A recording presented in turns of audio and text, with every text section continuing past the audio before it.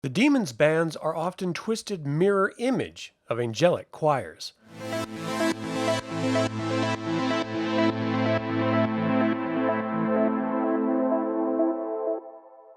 Welcome to Evil Live, the live media commentary show that answers the question, do demons smell bad? Subscribe if you're new to the channel because today we are continuing our In Nomine series with this episode, Band of Demons.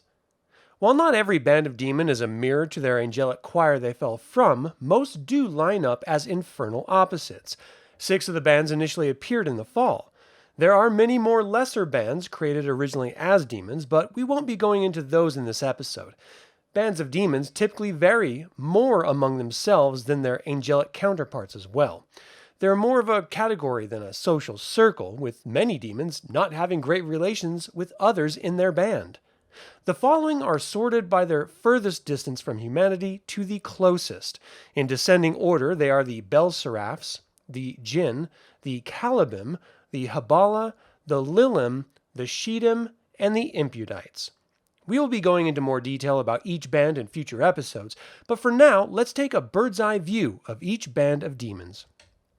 Fallen Seraphim, the Balseraphs, are the greatest liars of the abyss, second only to Lucifer himself.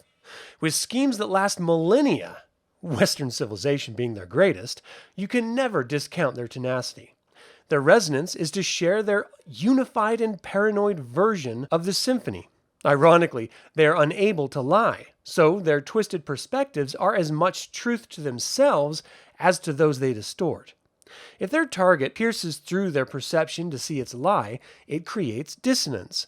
They appear as a many-eyed, winged serpent in the celestial realm and dress smart, taking care to present the best face in the corporeal realm. They trust no one, to the point of paranoia. They are able to distort reality in others, but if they contradict themselves, it creates dissonance. Never more than one note in any individual, however. Fallen cherubim, the Djinn, have forsaken love as guardians. They are now more stalkers than anything, terrorizing the celestial realm. They refrain from showing emotions and are sarcastic and disdainful. Their resonance lies in attuning to others. They struggle with their refusal to care about others while having an innate need to be cared about. While attuned, they're unable to harm their vessel. Their obsession to the attached is their dark desire, causing dissonance if they hurt it. In the celestial realm, they appear to be distorted dark animals. In the corporeal realm, they refuse to put effort into their appearance. They prefer to sit in dark corners than be the center of attention. They prefer their own band as company, though they wouldn't admit it aloud. No one understands how difficult it is to be a Djinn, but other Djinn. Fallen Ophanim, the Calabim, resonate with chaos and destruction. They're able to manifest a field of entropy that is nigh irresistible. They're uncontrollable and feared by angels and demons alike. Their resonance is in breaking down order and structure. If their attempt at disorder is rejected, it flies back at them, causing dissonance. This is often redirected as destruction around themselves, making them dangerous as companions. They all seem to carry some form of discord. They use it as a tool rather than a wound. Their celestial appearance is filthy, leering demons, red and bat-winged. In the corporeal realm, they prefer rough-and-tumble vessels, always wearing dirty and wrinkled clothing. They don't hesitate to start smacking others around if they don't like what they hear either. Fallen Elohim, the Habbalah, are able to control emotions in others, if not themselves. Known as the Punishers, they are convinced they still work for God to shape souls for a new and more perfect world. They believe that they are the only true choir of angels, serving God as the Avatar. Their resonance is emotion, and specifically determining which emotion will cause the most harm, then letting it loose, causing incredible psychic damage. If the emotional attack doesn't work, they gain dissonance by burying their own madly raging emotions about it. They hold true disdain for other bands of demons. They appear as beautiful and sexual beings in the corporeal realm, while in the celestial realm they are mangled and mutilated. Habbalah can be seen as psychic surgeons, carving and shaping the souls around them. Never having fallen, the Lilim are all devilish tempters with a resonance for desire. Every one of them is a creation of the Princess of Freedom, Lilith. They know what you want, and they'll give it to you if you ask for a small favor.